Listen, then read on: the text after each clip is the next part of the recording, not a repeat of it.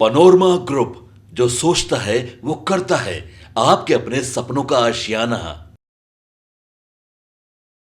नमस्कार, आप देख रहे हैं भारत लाइव। मैं वेद सिंह और आज हम नहले पे दहला में बाबा से जानेंगे कि बिहार की 21 सीट तय करेगी मोदी का भविष्य। जरा सा लालू नीतीश इधर से उधर हुए तो बूझिए खेल तो खत्म हुआ। तो अब सीधे बाबा से ही बातें करते हैं, इसके पीछे क्या है पूरी बात। क्या कहना है बाबा आपका इस पे?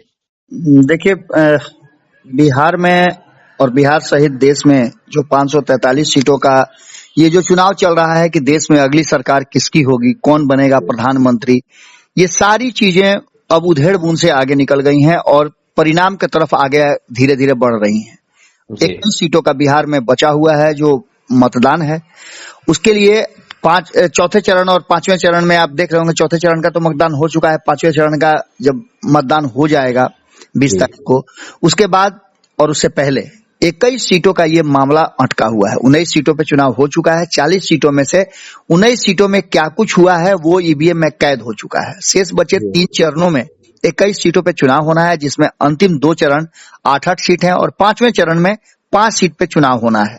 अगर देखा जाए तो 2019 में ये जो सारे सीट हैं वो भारतीय जनता पार्टी और एनडीए के पास थे। राजद का तो खाता भी नहीं खुला था पिछले चुनाव में, माफ कीजिएगा। वहीं एनडीए सभी 21 सीटों पे अपना दबदबा बनाए हुए थी, लेकिन इस बार का चुनाव थोड़ा सा अलग होता नजर आ रहा है। इसलिए एनडीए की सभी सीटों पे जो चुनौती है वो कड़ी हो गई है और राष्ट्रीय जनता दल के साथ हमने पहले भी बताया कि इसमें 11 सीटों पे राष्ट्रीय जनता दल अभी भी चुनाव लड़ना बाकी है। उसके 23 सीटों में 11 सीटें उसकी बची हुई है जो चुनाव लड़ेगी और इसमें से भारतीय जनता पार्टी के साथ साथ नीतीश कुमार के विरुद्ध भी चुनाव लड़ना है। 2019 वाला स्कोर कर पाते हैं कि नहीं कर पाते हैं, ये एक बड़ा सवाल है जो नरेंद्र मोदी और नीतीश कुमार के साथ साथ चिराग पासवान को भी जोड़ता है, क्योंकि 2019 के चुनाव में चिराग पासवान के साथ नहीं बल्कि रामविलास पासवान मौजूद थे। इस बार के चुनाव में आपने देखा होगा कि एक बड़े राजनीतिज्ञ जो हैं उनको भी इस बिहार ने खोया है, सुशील मोदी को। लगातार वो चुनाव में एक्टिव हुआ करते थे और शुरू से ही हम बता रहे हैं कि इस बार उनकी कमी काफी खल रही है। हालांकि आपको एक चीज बता दें कि शारीरिक रूप से अगर देखा जाए तो नीतीश कुमार और लालू प्रसाद के लिए भी शायद ये अंतिम चुनाव हो सकता है। हम इसलिए नहीं कह रहे हैं कि ये सक्रिय राजनीति से अलग हो सकते हैं, क्योंकि जिस तरह की तबीयत इनकी है और अवस्था है उससे तो यही लग रहा है कि इस चुनाव में जितना एक्टिव है पिछले चुनाव आने वाले चुनाव में नहीं रह पाएंगे। इन सारी बातों को लेकर के अब 40 सीटों का जो तिलिस्म है वो टूटता हुआ नजर आ रहा है और 21 सीटों पे जो चुनाव होने हैं उसमें नीतीश कुमार की भी अग्नि परीक्षा है, तो एक तरफ लालू प्रसाद की अग्नि परीक्षा है। 21 सीटों में जहां राजद के मुकाबले 11 तो बीजेपी को 11 सीट पर चुनाव लड़ना है। जदयू 7, कांग्रेस 5, माले 3, वीआईपी 1 और उपेंद्र कुशवाहा की पार्टी भी 1 सीट पर चुनाव लड़ेगी, जिसमें आप समझ सकते हैं कि 1 सीट जो है वो लोक जनशक्ति पार्टी के पास भी है, जिसमें से हाजीपुर वो खुद लड़ रहे हैं और 1 सीट जो वैशाली की है वो भी इसी कड़ी में आती है। लालू और नीतीश कुमार के लिए ये हो सकता है कि अंतिम चुनाव हो, क्योंकि राजनीतिक रूप से इतना ज्यादा वो सक्रिय नहीं रह सकते हैं। बिहार में जिन सीटों पर सबसे अधिक चर्चा है उसमें काराकट, जहानाबाद, सिवान, बक्सर, शिवहर, सारण, मुजफ्फरपुर और पाटलिपुत्रा की सीट है, जहां मुकाबला बहुत कड़ा है। इसमें कई जगहों पर जैसे काराकट, जहानाबाद, सिवान और बक्सर जैसे क्षेत्रों में त्रिकोणीय मुकाबला हो चुका है। सारण और पाटलिपुत्रा की बात करें तो लालू प्रसाद ने खुद अपनी दोनों बेटियों के लिए कमान संभाला है। यहाँ लालू यादव खुद ही कमान संभाल करके और पूरी तरह से चुनावी जो आंकड़े हैं वो गोटी फिट कर रहे हैं और अपने लोगों को लगा रहे हैं। इसके साथ साथ आपको बता दें कि नीतीश कुमार भी बहुत ज्यादा सक्रिय पहले राउंड के बाद हो गए थे, लेकिन अचानक से उनकी तबीयत खराब हुई है, इधर तो कम नजर आ रहे हैं। लेकिन बिहार में जो एनडीए की कमान है नीतीश कुमार के पास ही है, इससे आप इनकार नहीं कर सकते हैं। इन सीटों में आमने सामने जो टक्कर है, त्रिकोणीय मुकाबले हैं, उसको लेकर के भी लगातार कहीं ना कहीं ये बातें चल रही है। स्टार प्रचारक के रूप में तेजस्वी यादव लगातार जिस तरह से प्रचार कर रहे हैं वो भी आपने देखा होगा, उनके साथ जिस तरह से मुकेश सहनी लगातार आ रहे हैं वो भी आपने देखा होगा। और जिस तरह का गेम खेला है इस बार लालू प्रसाद ने एमवाई के साथ, उन्होंने कुशवाहा और मल्लाहों को जोड़ने का, वो भी काफी महत्वपूर्ण है। 3 चरणों में चुनाव हो चुके हैं, पांचवें चरण में, चौथे चरण का भी चुनाव हो चुका है और पांचवें चरण में मुजफ्फरपुर और सारण की सीट सबसे ज्यादा नजर बनी हुई जी जिसकी चर्चा हम कल भी कर रहे थे। हम बता रहे थे कि जो मुजफ्फरपुर है वहां उम्मीदवार बदला है, लेकिन यहाँ बड़ा दिलचस्प है कि उम्मीदवार बदलने के साथ साथ जो 2019 में भारी मत से जीते थे और जो बुरी तरह हारे थे वो दोनों फिर आमने सामने हैं, लेकिन दोनों का खेमा बदल गया है। एक एनडीए से तो दूसरा महागठबंधन से हो गए हैं। जो एनडीए से थे वो महागठबंधन से है, जो महागठबंधन से वो एनडीए में आ गए हैं। मुजफ्फरपुर में दिलचस्प है। तो वहीं आपको बता दें कि ये चुनाव सारण में भी बड़ा दिलचस्प हो गया है। यहाँ रोहिणी आचार्य लालू प्रसाद की बेटी हैं, जिन्होंने लालू प्रसाद को किडनी दिया है, वो सामने चुनाव लड़ रही हैं और इसकी सिंपैथी भी उनके साथ है। लेकिन राजीव प्रताप रूढ़ी के लिए आपने देखा होगा कि भारतीय जनता पार्टी के दिग्गज लोग चुनाव प्रचार में पहुंचे। खुद प्रधानमंत्री नरेंद्र मोदी भी यहाँ चुनाव प्रचार के लिए पहुंचे हैं। बात अगर करें तो हाजीपुर भी एक बड़ा हॉट सीट बना हुआ है। हाजीपुर में खुद इस बार जिस तरह से चुनाव लड़ने के लिए चिराग पासवान आए हैं, ये देख करके सबको समझ रहा है कि यहां से चिराग पासवान अपनी नई पारी की शुरुआत करेंगे और रामविलास पासवान की विरासत को संभालने की बात उन्होंने कही है। इसके अलावे आपको बता दें कि सीतामढ़ी में भी देवेश चंद्र ठाकुर का मामला फंसा हुआ है। तो इसके आगे अगर शिवहर की बात करें तो पिछली बार भारतीय जनता पार्टी यहां से चुनाव लड़ी थी। टिकट बदलने और सीट बदलने, उम्मीदवार हटाने को लेकर के यहाँ के लोगों में नाराजगी है। यहाँ भी आनंद मोहन की पत्नी चुनाव में मैदान में लड़ रही है, तो भारतीय जनता पार्टी ने ऋतु जायसवाल को उतार करके एक मामला दिलचस्प बना दिया है। बात सिवान की करें तो यहाँ त्रिकोणीय मुकाबला हो गया है। जनता दल यूनाइटेड ने यहाँ पर एक बड़ा ट्विस्ट करने की कोशिश की थी। कविता सिंह जो कि वर्तमान सांसद है, उनका टिकट काट करके विजय लक्ष्मी को चुनाव मैदान में उतारा था, जो कुशवाहा समाज से आती है। और यही वो दाव था जो लगातार लालू प्रसाद और नीतीश कुमार खेलने की कोशिश कर रहे थे। विजय लक्ष्मी को मैदान में उतारना, कुशवाहा को से अपनी नजदीकी दिखाने का एक प्रयास था नीतीश कुमार का, लेकिन सिवान से राजद के पूर्व विधानसभा अध्यक्ष के चुनाव मैदान में उतरना और निर्दलीय शहाबुद्दीन की पत्नी हिना साहब का मैदान में उतरना कहीं ना कहीं इस चुनाव को भी दिलचस्प बना चुका है। अब देखना दिलचस्प होगा कि यहाँ की लड़ाई किस तरह से होती है। वहीं अगर बात करें काराकट की, तो यहाँ तो और भी ज्यादा दिलचस्प लड़ाई हो गई है। पवन सिंह और उनकी मां दोनों ने नामांकन किया था और दोनों का नामांकन वैध है।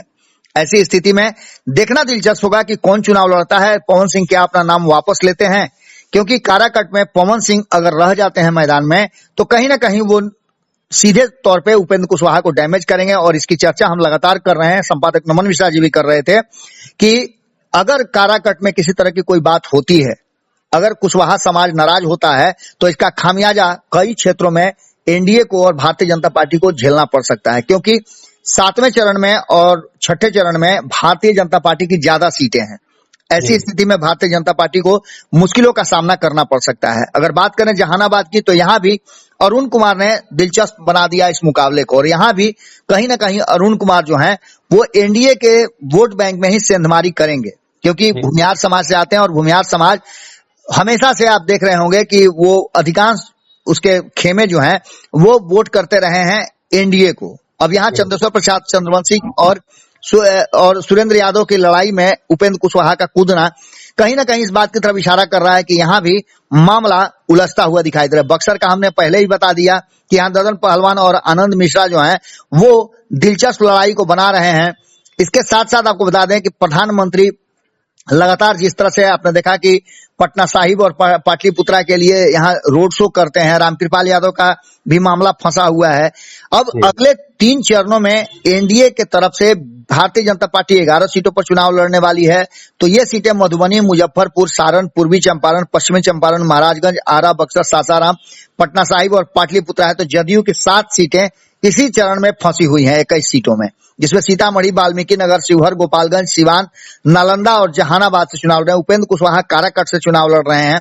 ये सभी सीटें जो हैं वो कहीं ना कहीं हॉट सीट बनी हुई हैं। अगर बात करें राजद की, तो राजद भी 11 उम्मीदवार चुनाव मैदान में है, जिसमें से सीतामढ़ी, मधुबनी, सारण, हाजीपुर, वाल्मीकि नगर, शिवहर, वैशाली, सिवान, बक्सर, पाटलिपुत्रा और जहानाबाद की सीटें हैं। तो कांग्रेस 5 सीटों पे मुजफ्फरपुर, पश्चिम चंपारण, महाराजगंज, सासाराम, पटना साहिब में चुनाव लड़ रही है। वहीं माले काराकट में, नालंदा में की सीट भी माले के जिम्मे है और मुकेश सहनी की विकासशील इंसान पार्टी गोपालगंज और पूर्वी चंपारण में, मोतिहारी में चुनाव लड़ रही है। देखना दिलचस्प होगा कि ये पूरा का पूरा जो शेड्यूल है वो शेड्यूल किस तरफ करवट लेता है, क्योंकि हमने पहले भी आपको बताया है कि किस तरह से जो 21 सीटें हैं वो नरेंद्र मोदी का भविष्य तय करेंगी। और सबसे बड़ी बात यह है कि जरा सा जो बातें इधर चर्चा में 2 दिन से शुरू हो गई है कि नीतीश कुमार और तेजस्वी यादव के बीच में बातचीत हो रही है, 2 तारीख को बहुत कुछ बदल जाएगा, 1 तारीख को वोटिंग खत्म होते ही नीतीश कुमार फिर से एक बार मामला बदलेंगे। जिस तरह का भ्रम और भ्रांति फैलाया जा रहा है, जिस तरह से आपने देखा होगा कि मीडिया जो है ट्रायल कर रही है, उसको लेकर के भी चर्चाएं चल रही हैं, लेकिन इसका कोई असर होना जाना नहीं है। नीतीश कुमार के लिए अब ऑप्शन बहुत सीमित रह गया है। नीतीश कुमार अब पाला नहीं बदलेंगे, ये शायद उनके जीवन की अंतिम पारी चल रही है। नीतीश कुमार इस चुनाव के बाद या तो आप समझ लीजिए कि संन्यास ले लेंगे, जैसा कि हमें लग रहा है स्वास्थ्य कारणों से, या फिर उन्हें कहीं राज्यपाल वगैरह बना करके भारतीय जनता पार्टी भेज करके बिहार की सत्ता अपने हाथ में ले सकती है। अब देखना दिलचस्प होगा कि क्या कुछ निकल के सामने आता है। 4 तारीख को सब कुछ सामने आ जाएगा, लेकिन इन 21 सीटों में कहीं ना कहीं सांस अटकी हुई है भारतीय जनता पार्टी और नरेंद्र मोदी के प्रधानमंत्री की कुर्सी पर बैठने वाले रास्ते में ये रोड़ा बन सकता है। देखना होगा कि नीतीश कुमार और लालू प्रसाद कितना अपने अपने हक में, अपने अपने हिस्से में इसको मोड़ पाते हैं। दिलचस्प मोड़ पे ये चुनाव है और आधी सीटें अभी बची हुई हैं।